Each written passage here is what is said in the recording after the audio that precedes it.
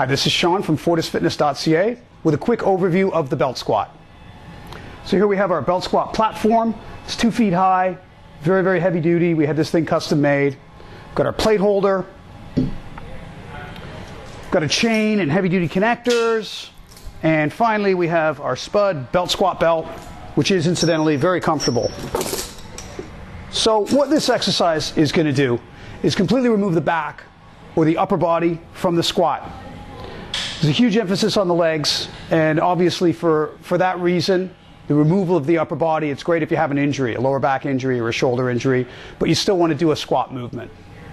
So it's excellent for increasing strength in the lower part of the squat or in the bottom of the deadlift. We've already had tremendous success with all the members who have tried this. They've all improved both of those lifts. Okay, so now we're going to cover how to set the belt squat up. We have the plates on the floor, on the plate holder. Got the chain attached to the plate holder. Now we're going to want to know how far we're going to go down depth-wise before we get into the position, obviously. So we're going to adjust the chain accordingly.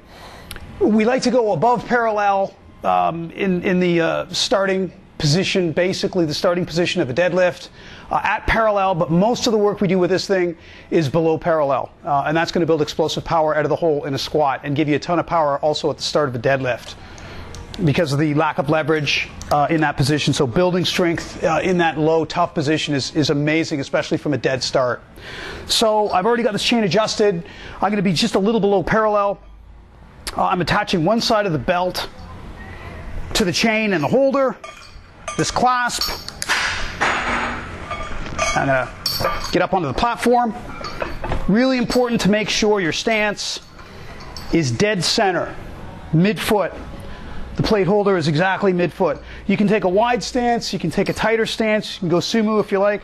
Today I'm using a pretty middle of the road, sort of a squat stance. So I'm going to snug this right around my lower hip, this lower back, right at the top of my hip actually. Attach the other side, get into position, and I'm going to drive the hips straight up.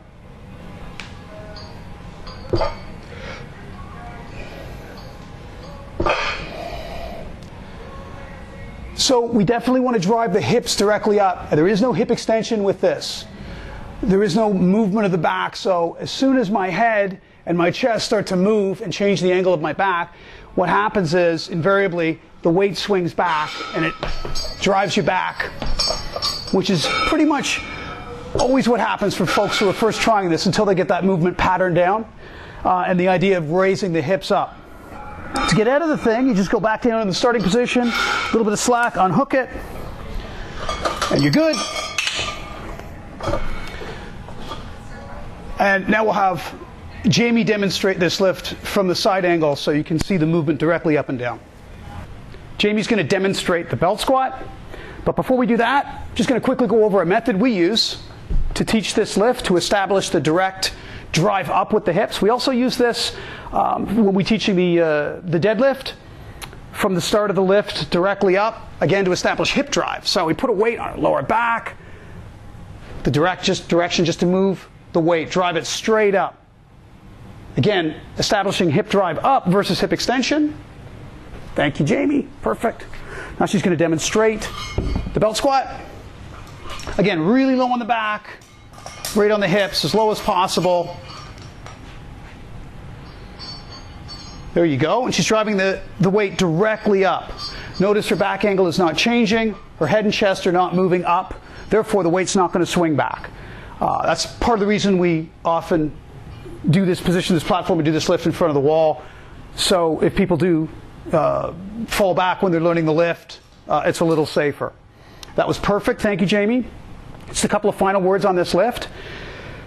With a free weight, you really have to establish control and balance, which transfers over into the other lifts really, really well. Also, you're developing great starting strength because, you know, when we're getting into the position to do this lift, there is no eccentric portion. It's just right off the floor. And finally, there's a really good mental confidence building effect with this lift because you're lifting directly the weight that's right in front of you. You've got raw poundage right in front of you. There are no cables. pulleys or anything like that. So that mental confidence also transfers over really well into the other lifts. Thank you, Jamie. Thanks for visiting us at fortisfitness.ca.